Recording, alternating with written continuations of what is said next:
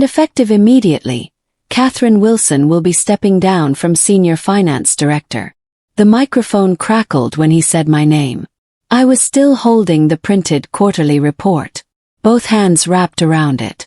I had spent 4 days preparing that report, checking every figure twice, reconciling numbers that had required 3 separate internal adjustments to present in a way that did not alarm the room.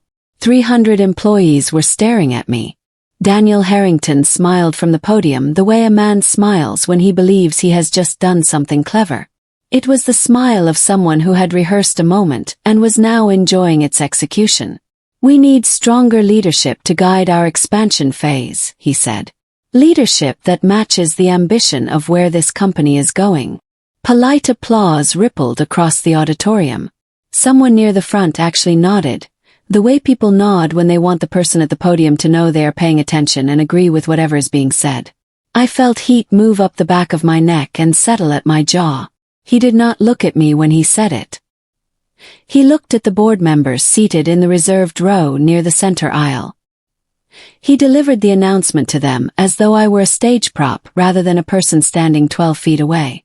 Then he added the part that made the heat behind my jaw turn into something harder. Ryan Mitchell will assume oversight of the finance division moving forward. Ryan Mitchell, who I had trained personally, who had sat across from my desk 7 days earlier and asked me to explain what a variance sheet was telling him. I did not argue. I did not blink. I set the quarterly report on the table beside me with a deliberate, unhurried motion. Because the room did not know what I knew. Daniel Harrington had just removed the only person standing between him and his $180 million mistake. My name is Catherine Wilson. I am 43 years old. For 11 years I have been the financial backbone of Harrington Distribution Group, a regional logistics and distribution company headquartered in Indianapolis, Indiana with warehouse operations across 7 states. I did not arrive at this company to manage a stable and functioning finance department. I arrived during the aftermath of a restructuring that had left the company's financial reporting in a condition that 2 external auditors had independently described as unreliable. I spent my first 18 months rebuilding the forecasting system from the ground up. I redesigned the debt reporting framework. I established internal controls that the company had never had and that, in the years that followed, prevented 3 separate situations from becoming public crises. I restructured our post-pandemic losses in a way that protected the company's credit rating during the most difficult operating environment in its history. I quietly redirected budget allocation twice in 4 years to cover shortfalls in divisions whose leaders had made commitments their revenues could not support. None of that appeared in any press release. None of it was acknowledged in any all-hands meeting. That is the nature of good financial management. When it works, nobody notices. When it stops, everyone suddenly has questions. The $180 million regional warehouse expansion was Daniel's initiative. He had championed it to the board. He had presented the projections. He had dismissed my risk assessment in a room full of people and called my concerns fear-based thinking dressed up as financial analysis. The board approved it because he made it sound like vision. I had been quietly managing the fallout for 6 months before he stood at a podium and told 300 people I was no longer needed. 12 months before the auditorium announcement, I had presented a formal risk assessment to the senior leadership team. The warehouse expansion proposal called for a $180 million capital deployment across 4 new regional facilities. The debt structure was aggressive, relying on projected revenue growth of 22% over the first 18 months to service the financing costs. The demand projections supporting that growth figure had been built on market data from a period of unusually high consumer spending that most economists were already describing as a normalization phase rather than a new baseline. My assessment identified 3 primary concerns. The demand projections were inflated by approximately 15 to 20% against conservative modeling. Transportation and fuel costs, which represented a significant variable in our operating margin, were showing upward pressure that had not been factored into the expansion budget. And the debt structure left the company with minimal flexibility if revenue growth came in below the projected range during the first year. I presented those findings with supporting data, comparable case studies from similar regional expansions in the logistics sector, and a recommended alternative structure that would have reduced the capital deployment by $40 million and extended the revenue ramp timeline to a more defensible range. Daniel listened to approximately 8 minutes of my presentation. Then he placed his pen flat on the table and said, "Catherine, we are not in the business of fear. We are in the business of growth." The board approved the expansion the following week. I submitted my risk assessment as a formal document to the finance file that same afternoon, with a cover note requesting that it be retained as part of the project record. It sat in that file for 12 months before anyone other than me looked at it again. The first signs of strain appeared within 5 months of the expansion launch. 2 of our major supplier contracts renegotiated terms at renewal, reflecting the changed cost environment in the broader logistics market. The renegotiated rates increased our operational cost baseline by approximately 4%, a number that sounds modest until you apply it across the full volume of a $180 million infrastructure deployment.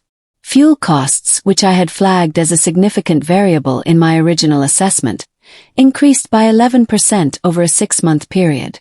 This was not a surprise to anyone following the market. It was a direct realization of the risk I had identified. Projected revenue from the new facilities lagged the original model by 23% at the 6-month mark. Not catastrophic on its own. But combined with the cost pressures, the variance from the business case assumptions was significant enough to require active management. I stayed late. Many nights. I worked weekends when the situation required it. I reallocated funds across departments through a series of internal adjustments that were fully documented, fully compliant, and deliberately structured to absorb the budget strain without generating the kind of variance flags that would appear prominently in the reporting package presented to the board. I was not hiding anything. I was managing. There is a difference.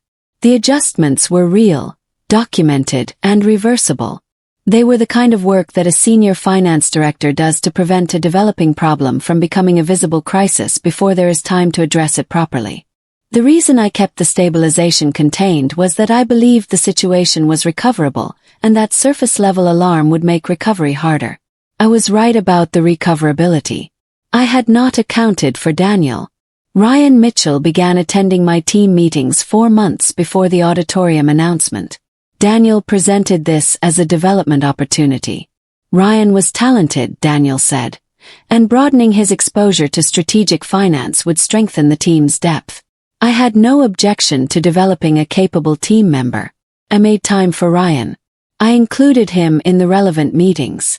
I answered his questions thoroughly when he had them. For the first 3 weeks, Ryan asked good questions. Not expert questions, but the genuine questions of someone trying to understand something new. What drove the variance in this line item? Why the debt service schedule was structured the way it was? How the regional cost allocation methodology worked? Then the questions stopped. Ryan stopped engaging with me in meetings and started reporting observations to Daniel directly, in conversations I was not part of. I knew this because I saw the calendar entries and because 2 members of my team mentioned, with visible discomfort, that Ryan had asked them questions after our meetings that felt less like curiosity and more like inventory taking. I saw what was happening. I had seen similar dynamics before at other companies. The pattern of grooming a replacement is not subtle once you have witnessed it once. The shadowing that transitions from learning to mapping. The reporting relationship that quietly shifts direction. I did not confront Daniel. I did not raise it with HR. I documented what I observed in my personal records, and I continued doing my work to the same standard I had always maintained. I simply did not expect the announcement to happen the way it did. Publicly.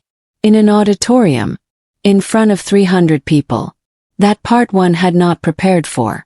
Demotion is often described as a professional setback. What it actually is, when it is done publicly and without warning, is a deliberate act of erasure. The analysts I had mentored through their first major reporting cycles avoided my eyes in the hallway after the auditorium announcement. Not because they thought less of me. Because they were reading the social signal Daniel had broadcast and responding to it the way people respond to social signals in organizations where their own security feels uncertain. My access to the strategic planning files was restricted before the auditorium session had fully concluded. I discovered this when I returned to my desk and attempted to open a document I had been working on that morning. The access denied message appeared at 11:47. The announcement had been made at 11:31. Someone had prepared the access restriction in advance. Daniel had planned this carefully. The public setting, timing, the immediate credential restriction, the introduction of Ryan as the replacement without any transition period discussed or announced. He had built the moment to be as complete and as final as possible, to leave no space for me to respond, to clarify, or to present an alternative narrative to the people in the room. 11 years of work, reduced to a footnote in the time it takes to read 2 sentences into a microphone. I gathered my personal items from my desk that afternoon with the same deliberate calm I had brought to every financial crisis I had managed in 11 years at this company. Then I went home. I called my attorney, a woman named Susan Aldrich who had handled my original employment contract, and I began thinking clearly about what came next. Before I explain what happened to the expansion numbers after I stopped managing them, I want to be honest about what the demotion cost me personally. My father had passed away 2 years earlier, leaving me as the primary financial support for my mother, who lived in a care facility in Carmel, Indiana.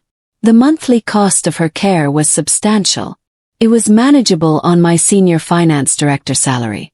It would not be manageable on a lesser role, and I had no confidence that Daniel intended to keep me in any meaningful capacity at the company at all. My son was a junior in high school. He was a strong student with genuine academic ability and real potential for college opportunities that would require financial support from me. I had built my financial life around the stability of this role. Not extravagantly, carefully. The way a person builds financial stability when they have learned through experience that security is not given. It is constructed. Daniel Harrington had constructed his announcement to look like a leadership decision. What it was, in material terms, was a threat to my mother's care, my son's future, and the financial foundation I had spent 11 years building while simultaneously keeping his company from the consequences of decisions he should not have made. I want that understood, because the clarity it gave me about how I would conduct myself in the weeks that followed was complete and unwavering. I was not going to be reckless. I was not going to be vindictive. I was not going to do anything that could not be defended as honest, professional, and entirely within my rights. But I was also not going to continue doing something I was no longer being paid or authorized to do. The $180 million expansion had been stabilized through what I would describe as layered financial management. The term layered is important. The adjustments I had made were not simple line item transfers. They were a connected series of reallocations spread across 7 cost centers, timed to offset variance flags during reporting periods, structured to maintain the debt service schedule without triggering covenant reviews, and sequenced in a way that kept the overall financial picture within the range the board expected to see. Each individual adjustment was documented, justified, and compliant with our internal accounting standards. But the system as a whole required someone who understood how the layers connected. Someone who knew which adjustment was offsetting which pressure and in what period. Someone who could look at the full picture and make the next move before the one before it created a visible gap. That person had been me. Daniel had removed that person. He had replaced her with Ryan Mitchell, who was a capable junior finance professional who had been at the company for 18 months, and who had asked me 7 days before the auditorium announcement to explain what a variance sheet was telling him. Ryan did not know what the layers were. He did not know they existed. He had not been walked through the stabilization structure because nobody had asked me to walk him through it, and I had not offered to do so without being asked, because I had been removed from my role and told I was no longer needed. The moment I stopped managing the layered structure, it began to drift, slowly at first, then with increasing speed.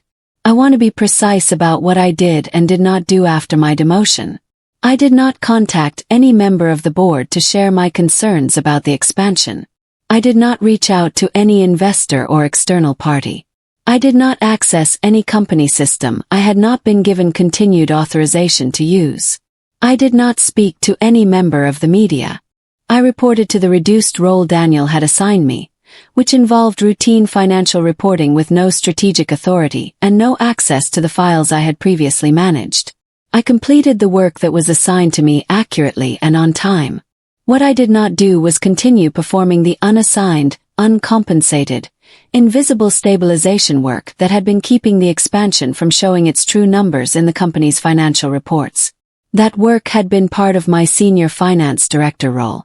It had been mine to do because of my understanding of the full financial picture and my authority to make the adjustments required.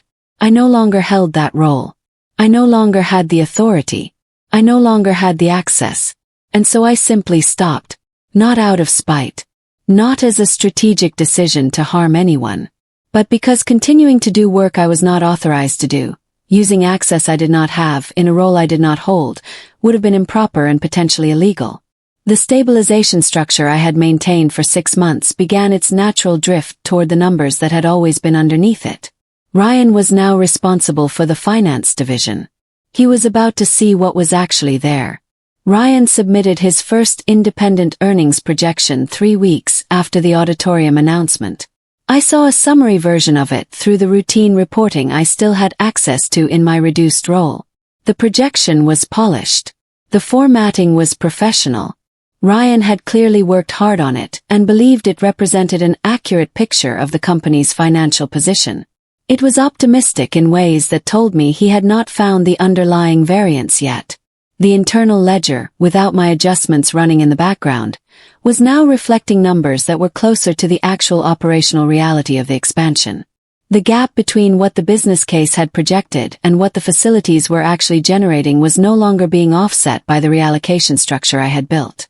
Ryan had prepared his projection using the reported figures as though they represented the baseline. He did not know that the reported figures had previously been the product of active management rather than raw operational performance.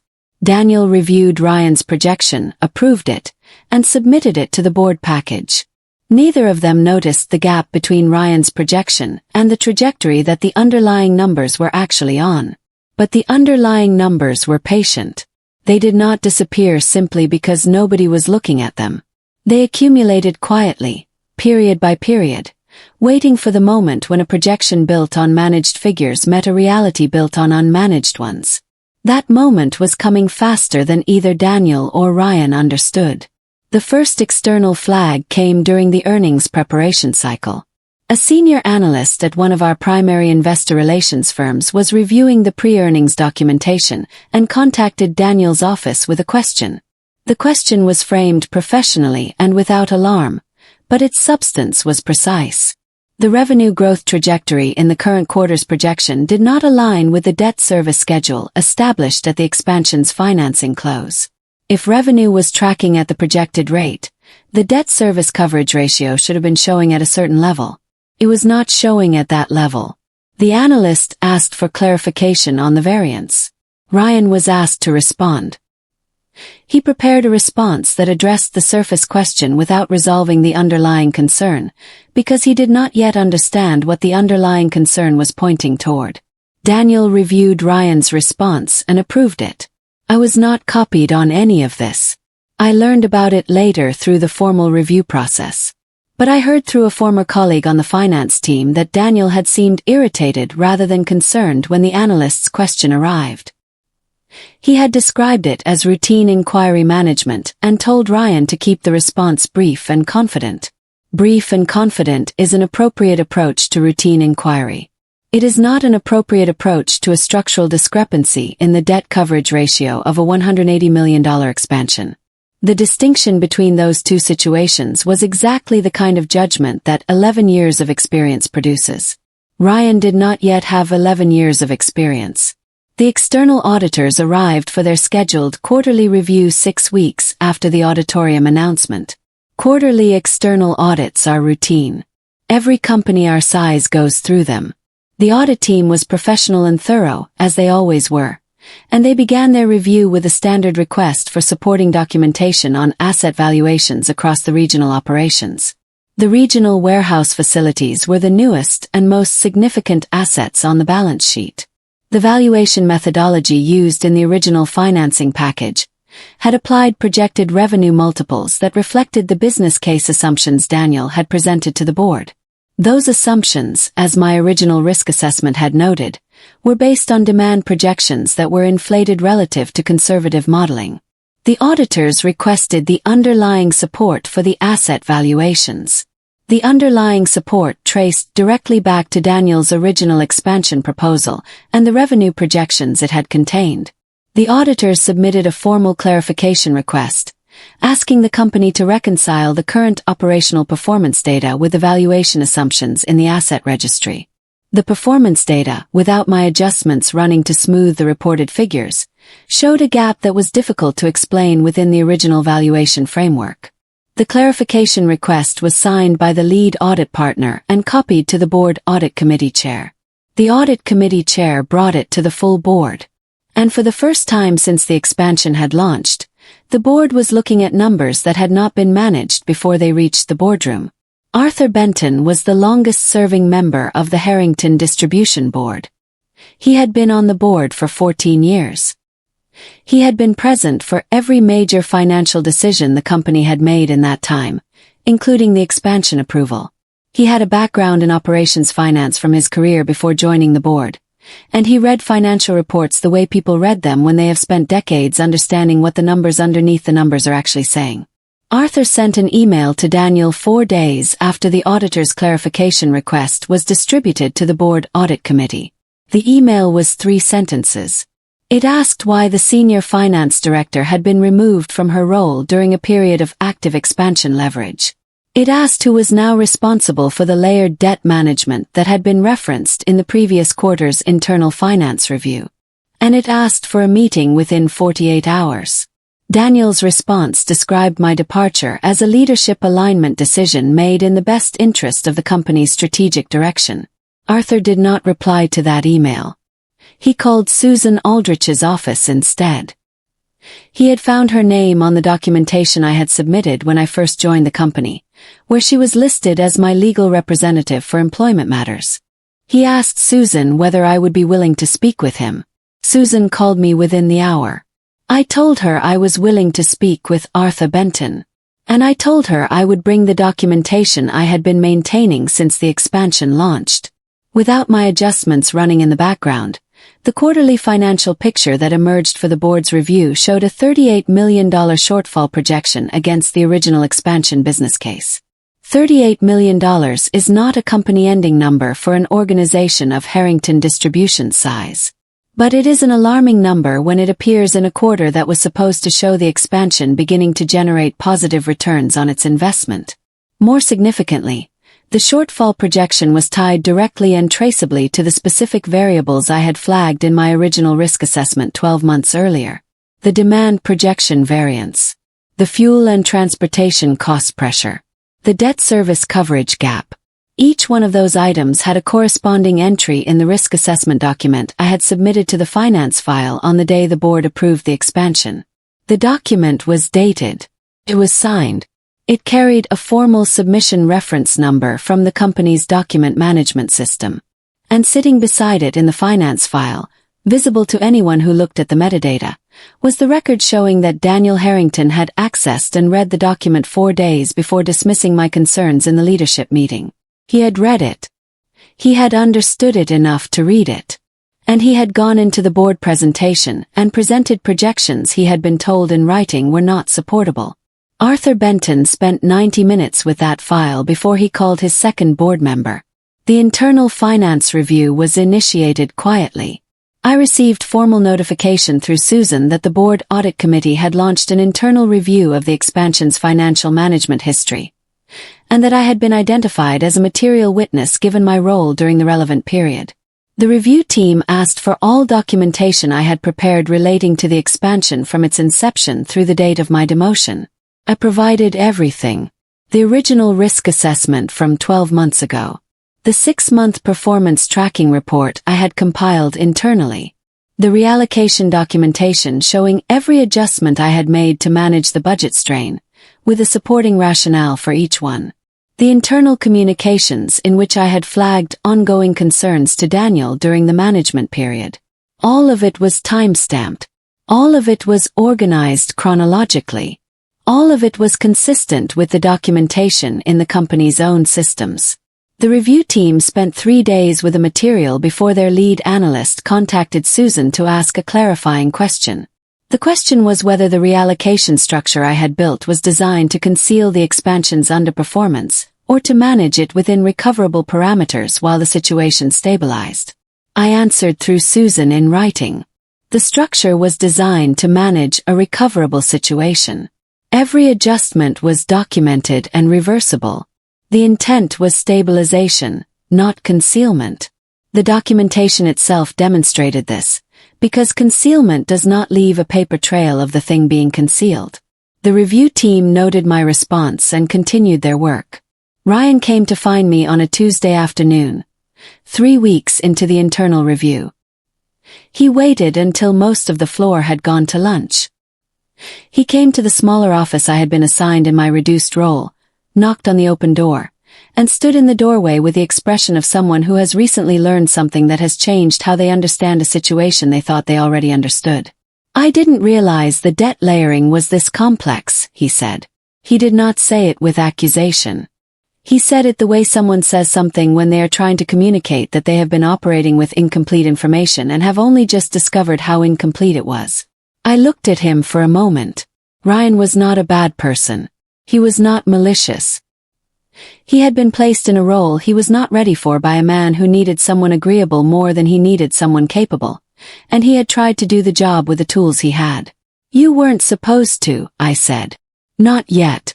You needed more time in the role before this level of complexity was appropriate to hand to you. He nodded slowly. The board review team asked me questions this morning that I couldn't answer, he said.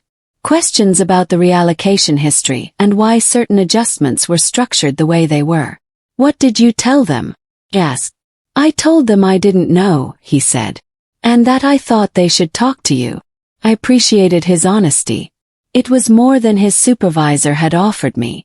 Daniel's response to the internal review took a direction that surprised even Susan, who had seen most varieties of executive defensiveness in her career. He submitted a formal written response to the audit committee asserting that the financial challenges now visible in the expansion's numbers were the result of model inconsistency in the finance department during the period when I had been managing the division. His argument was that my reallocation adjustments had introduced distortions into the financial reporting that made it difficult to assess the expansion's true performance accurately. Susan read the response and called me with a tone I had not heard from her before. It was the tone of someone who has just encountered a document that simultaneously concerns and fascinates her. He is arguing that your stabilization work obscured the true picture, she said. He is welcome to make that argument, I said. The documentation shows what each adjustment was, why it was made, and what the underlying numbers were at every point. Anyone reviewing the full file can see exactly what the true picture was and has been throughout the period. He seems to have forgotten, Susan said carefully, that the original expansion approval document bears his signature, not yours. Models don't sign expansion approvals, I said. Executives do. Susan was quiet for a brief moment. I am going to enjoy presenting that to the committee, she said. The detail that changed the nature of the review from a financial inquiry into something significantly more serious was discovered by the compensation committee rather than the audit team. Embedded in the expansion approval documentation was a performance bonus clause tied directly to Daniel Harrington's compensation structure. The clause specified that if the regional expansion achieved its revenue targets within 18 months of the facilities going operational, Daniel would receive a supplemental bonus equal to a percentage of the value delivered against the business case projections. The potential payout, if the targets had been met, was in the range of several $1 million. The compensation committee had not focused on this clause during the original approval because performance bonus structures for senior executives are routine, and the clause had been presented as a standard incentive alignment mechanism. What was not routine was what the committee now saw when they placed the bonus clause beside the expansion projections, beside my risk assessment, beside Daniel's email dismissing my concerns. The projections that Daniel had presented to the board were the projections against which his bonus was measured. They were also the projections my assessment had identified as inflated. If Daniel had accepted my recommended alternative structure, the projected targets would have been set lower, more conservatively, and more accurately. His bonus opportunity would have been reduced. He had presented inflated projections to the board. He had dismissed the officer who told him the projections were inflated. And he had structured his personal compensation against those same inflated projections. The committee chair contacted the board chair that same afternoon. The compensation committee met with the full board audit committee in a joint session that Susan was briefed on through Arthur Benton, who had become the primary board member communicating with her about the review's progress. The joint committee reviewed 3 connected elements.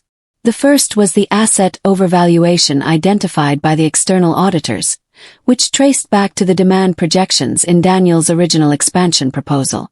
The second was Daniel's personal compensation clause, which created a direct financial incentive for him to present projections that were as high as possible regardless of their accuracy. The third was the timeline showing that my risk assessment, which had directly challenged the accuracy of those projections, had been submitted before the board approval, acknowledged by Daniel in writing, and set aside without substantive response. Placed in sequence, those 3 elements created a picture that the committee was not able to interpret charitably. The picture was not necessarily of fraud. The committee was careful to avoid that characterization in its preliminary findings, which Arthur shared with Susan in general terms. But the picture was of a senior executive who had presented projections he had been told in writing were not defensible, who had a personal financial incentive to present high projections, and who had removed the officer who had challenged those projections when her continued presence became inconvenient. The committee recommended that the board take immediate action. The board scheduled a closed session for the following Thursday. The quarterly earnings call took place before the closed board session. The timing was unfortunate for Daniel. The call was already scheduled and could not be moved without generating investor concern, so it proceeded as planned with Daniel presenting alongside the CFO. Investor questions in the open portion of the call were pointed. One analyst from a Chicago-based fund that held a meaningful position in the company asked a question that Daniel had clearly not prepared a satisfactory answer for. Can you walk us through the rationale for removing your senior finance director during what you've described as a peak leverage period for the expansion? Daniel said the change represented a strategic leadership restructuring designed to align the finance function more closely with the company's growth objectives. The analyst followed up. Was the departure voluntary or involuntary? Daniel said the transition had been mutually agreed. The analyst paused in a way that carried weight even through a telephone connection. That characterization differs from what we've been told through other channels, the analyst said. We will be following up with your investor relations team for clarification. The stock dipped 4% during the call. It did not recover before the market closed. Susan called me that evening to relay what Arthur had shared with her. The board session had been moved from Thursday to Monday. The forensic financial review that the board commissioned in the final week before the closed session pulled together everything that had emerged across the preceding weeks and organized it into a single coherent account. The overvalued regional assets, the inflated revenue projections, the compensation clause tied to those projections, the documented risk assessment that had been dismissed before the board approval, the removal of the senior finance director who had prepared that assessment, the subsequent emergence of the financial shortfall once her stabilization management was no longer running. Each element had been examined individually by different parts of the review process. The forensic team's contribution was to assemble them into a connected timeline that showed how each event related to the others. The picture the timeline painted was not one of vision.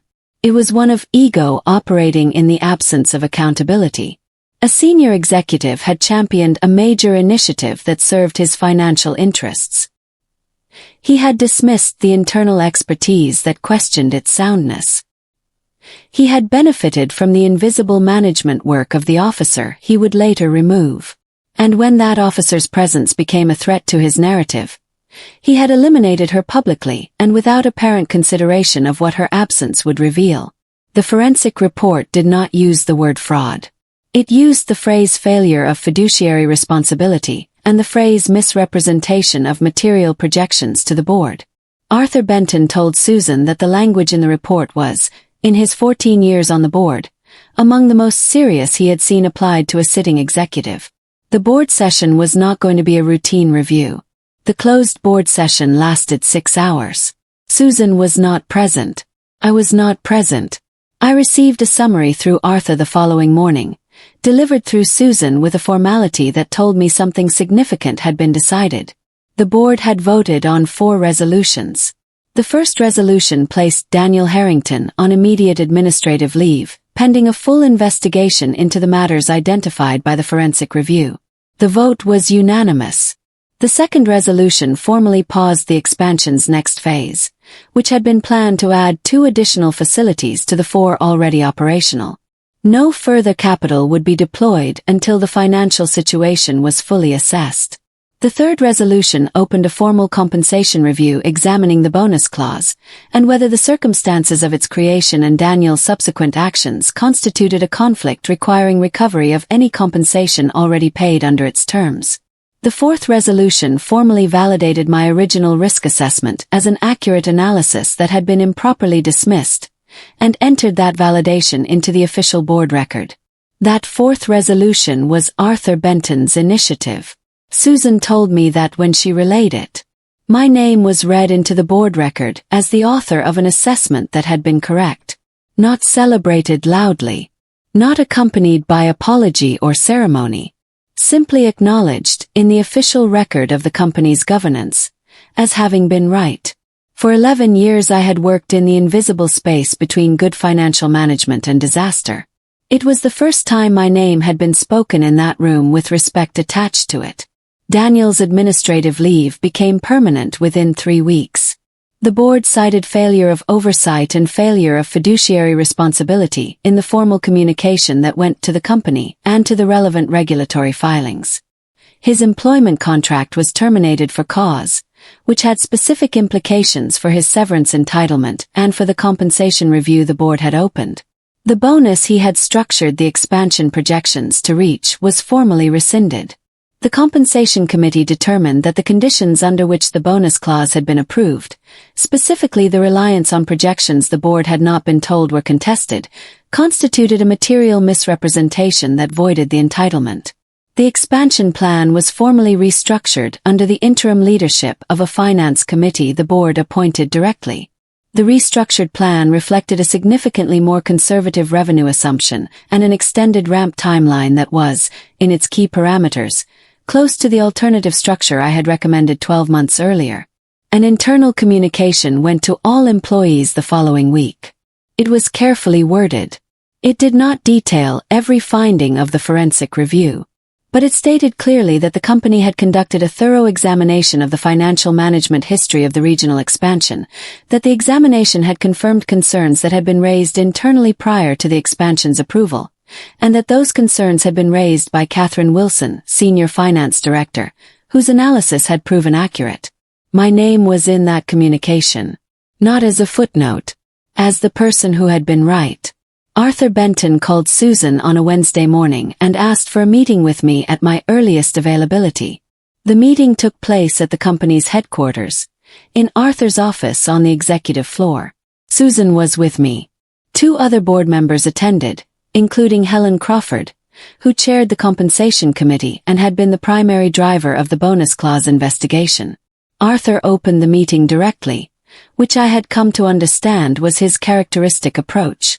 "Catherine," he said, "the board owes you an acknowledgement that what happened to you was wrong. Your analysis was accurate. Your professional conduct throughout the period following your demotion was exemplary, and the manner in which you were treated did not reflect your contribution to this company." He paused. "We would like to offer you the role of Chief Financial Officer." The room was quiet for a moment. Helen Crawford spoke next. "The role comes with full reporting transparency, direct board access, and authority over all major financial frameworks including acquisition and expansion policy. We are also restructuring the governance framework to ensure that the finance function has formal independence from operational pressure in its reporting relationships." Susan had reviewed a draft term sheet the previous afternoon and had confirmed its substance was genuine. The offer was not an apology delivered quietly in a side room. It was a structural acknowledgement. They were not just restoring what had existed before. They were building something that would make it harder for what had happened to happen again. I asked for 24 hours to consider. They agreed without hesitation. I accepted the chief financial officer role. Not to win something. Not to prove a point that the outcome had already proven without my help. I accepted because the governance restructuring was real, the board's commitment to it appeared genuine, and because I believed I could do meaningful work in the role that would protect the company and the people who depended on it from the kind of damage that unchecked executive ego had very nearly inflicted. 6 months after I accepted, Harrington Distribution Group reported its first clean earnings quarter since the expansion had launched. Clean meaning the numbers were what they were, without layered management running in the background, because the expansion had been restructured onto a timeline its actual performance could support. Total debt had been reduced by $22 million through a renegotiated financing structure that the new board-aligned finance framework had been able to pursue without interference. Investor confidence, which had dipped sharply during the earnings call that preceded Daniel's removal, had stabilized and was trending in a positive direction. Daniel Harrington was no longer in the distribution industry in any public-facing capacity. He had not contacted me. Ryan Mitchell had returned to a role that matched his experience level. He was doing good work. He occasionally stopped by my office with questions, real questions this time, and I answered them the same way I had always answered questions from people who were genuinely trying to learn. I kept a copy of my original risk assessment in the top drawer of my desk. Not on the wall. Not framed. Just there, where I could find it easily if I ever needed to remember something important. Knowing your worth is not something you prove by being loud. It is structural. It is documented. It is the quiet, consistent, unglamorous work of building something that holds even when the people standing on top of it do not understand what is underneath them. Daniel had demoted me to protect his image. He had not understood that the image and the reality were being held apart by the same person he was removing. The moment I stopped carrying his mistake, the weight of it fell exactly where it had always belonged. And the company finally saw, in the numbers and in the record, who had been holding it up all along.